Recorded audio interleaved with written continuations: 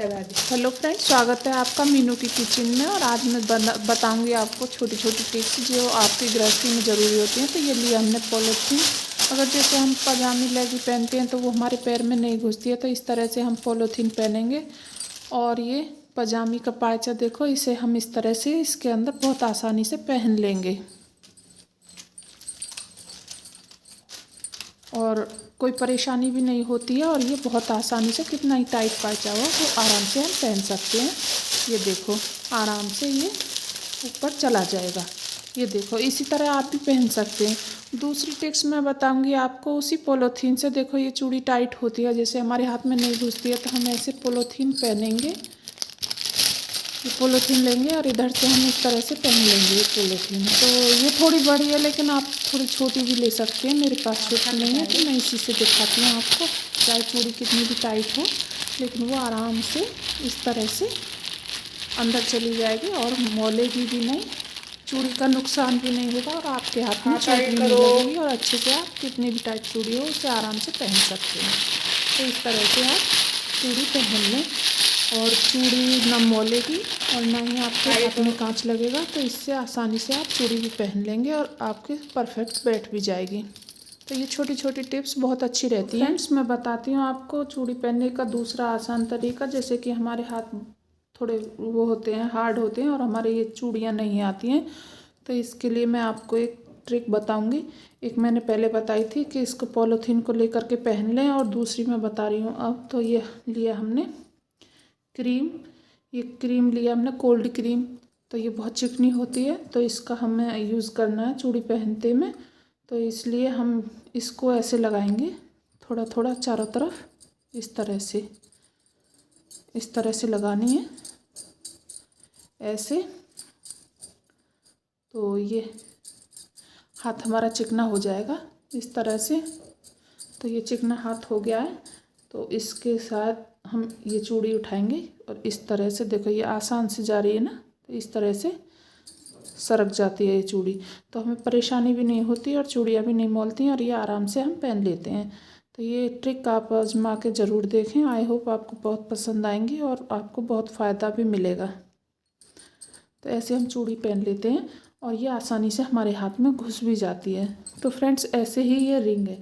अगर ये रिंग छोटी है, ये हमारे नहीं आ रही है, देखो इस तरह से नहीं घुस रही है, तो इसको हमें कहीं पहनना है तो उंगली पे ऐसे ये क्रीम लगाएं, इस तरह से कोल्ड क्रीम ले और इस रंग को इस तरह से पहन लें।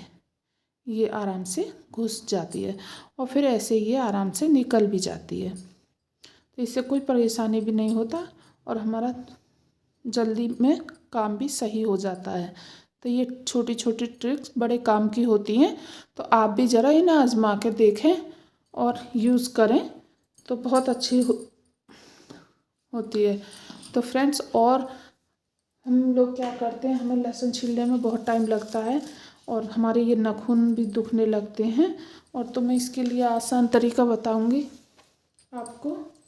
तो ये लिया है हमने लहसुन, इस तरह से लहसुन लिया है ये हमने, और इसकी ये देखो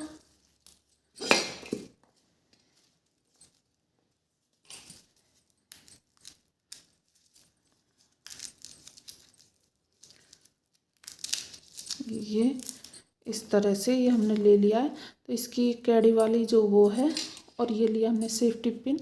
तो इसको हम ऐसे करेंगे, ऐसे फंसाएंगे और ऐसे तोड़ देंगे। इसको ऐसे फंसाएंगे और ऐसे, तो इससे देखो ये हमारा बहुत अच्छे से लहसुन छिल जाएगा और जो कि आप अच्छे से यूज़ भी कर पाएंगे और इतनी जल्दी, और ना ही नेल्स दुखेंगे, नहीं कोई परेशानी आएगी। इस तरह से हटाएं ये हार्ड वाली जगह और इसे इस तरह से छील दें, तो बहुत जल्दी भी लहसुन छिल जाता है और कोई परेशानी भी नहीं पड़ती हैं।